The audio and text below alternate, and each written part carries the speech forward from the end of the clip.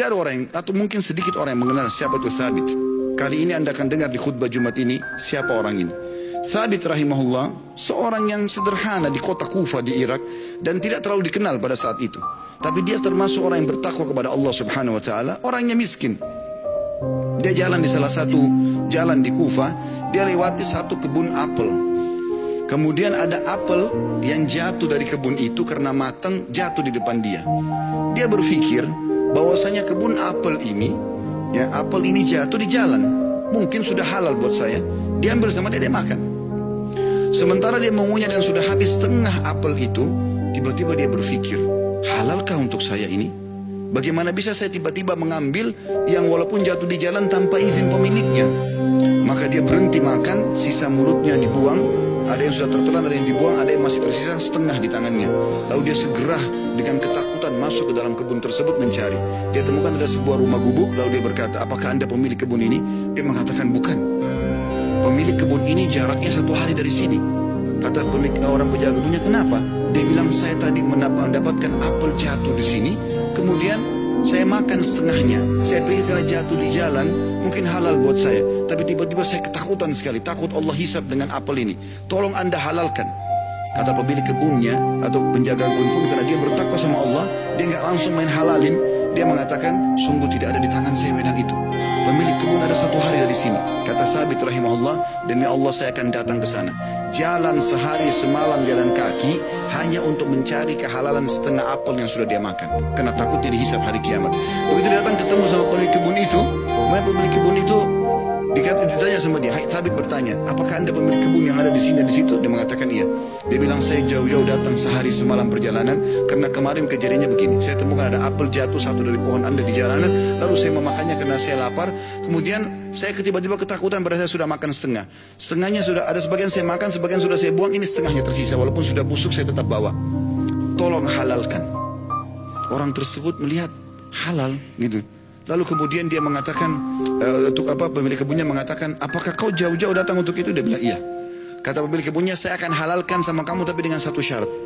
Kata Thabit, apa syaratnya? Kau harus nikahi anak saya. Kata pemilik kebun itu, kau harus nikahi anak perempuan saya.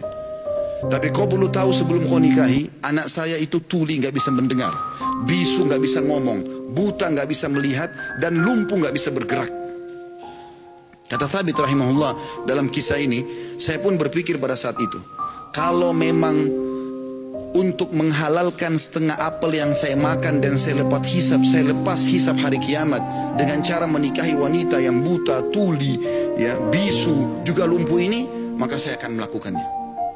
Maka kata Thabit rahimahullah, orang itu tidak tunggu waktu, dia langsung panggil 2 orang saksi. Dia minta, ya, dia mengatakan, saya nikahkan kau sama anak perempuan saya Fulana binti Fulana, lalu menikahlah dia. Kata Thabit, lalu saya disuruh masuk ke ruangan untuk bertemu dengan istri saya. Terjadi sesuatu yang unik. Begitu saya masuk ke dalam kamar tersebut, kamar itu sangat indah dan bersih. Lalu saya mengatakan, Assalamualaikum warahmatullahi wabarakatuh. Saya kaget, istri saya menjawab salam. Bukankah tadi dikatakan dia bisu?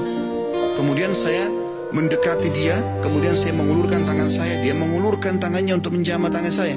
Bukankah tadi ayahnya mengatakan dia adalah orang yang lumpuh? Kemudian pada saat saya salam, dia menjawab, berarti dia mendengarnya, berarti dia bukan tuli. Lalu saya mengatakan, tadi waktu saya ditawarkan nikah sama ayahmu, dikatakan kau itu buta, kau itu tuli, kau itu bisu, kau itu lumpuh, tapi kau bisa jawab dan dengar salam saya, kau jamah tangan saya. Bagaimana penjelasannya? Kata perempuan tersebut, benar perkataan ayah saya. Mata saya memang buta karena selama ini saya belum pernah melihat sesuatu yang haram. Saya buta dari yang haram. Telinga saya tuli dari sesuatu yang haram karena sampai detik ini belum pernah telinga saya dengar yang haram. Lisan saya bisu dari sesuatu yang haram karena tidak pernah saya ucapkan kecuali yang halal atau yang boleh saja. Dan tubuh saya tidak pernah tersentuh kecuali yang halal.